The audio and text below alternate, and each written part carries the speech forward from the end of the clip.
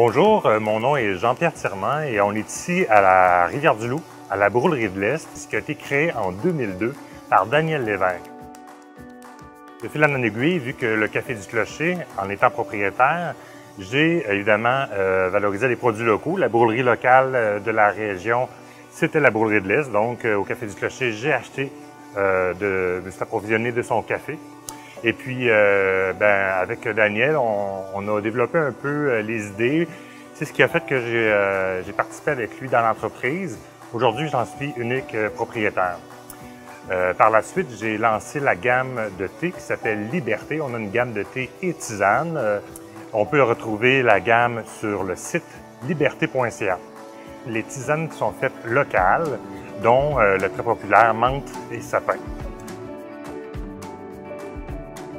Tout nouveau, on vient de lancer une gamme de café qui s'appelle la Brûlerie du Kamouraska, qui est destinée à un marché un peu plus extérieur du Kamouraska, qui a l'objectif de faire connaître notre belle région du Kamouraska à travers le Québec.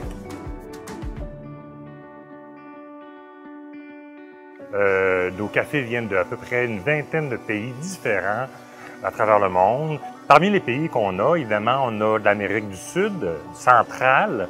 On a aussi des pays d'Afrique comme le Kenya, la Tanzanie et également l'Indonésie avec notre Sumatra minois qui est très populaire. On a évidemment des cafés bio-Kitam, quelques variétés. La maison de torréfaction, dans le fond, c'est qu'on cuit le café qui est en grain vert.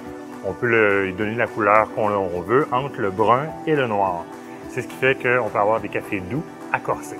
Et puis, la caféine ne dépend pas de la couleur, mais plutôt de la quantité de caféine qu'il y a dans le grain. Étant donné que la caféine n'a pas de goût, on ne peut pas vraiment dire qu'un café corsé est plus caféiné.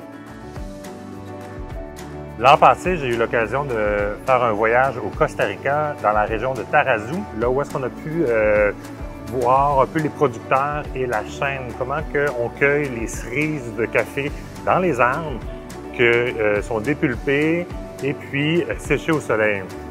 À cause des réchauffements climatiques, les producteurs essaient de développer des nouvelles méthodes, comme par exemple de faire fermenter les fèves de café avec leur chair pour donner des saveurs un peu plus fruitées.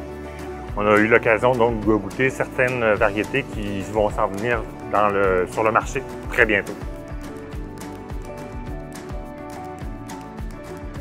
Alors, la Brûlerie de l'Est est fière de vous encourager à continuer à consommer localement. Votre maison de torréfaction locale du Bas-Saint-Laurent est fière de vous donner l'occasion de pouvoir vous approvisionner de café, thé et tisane.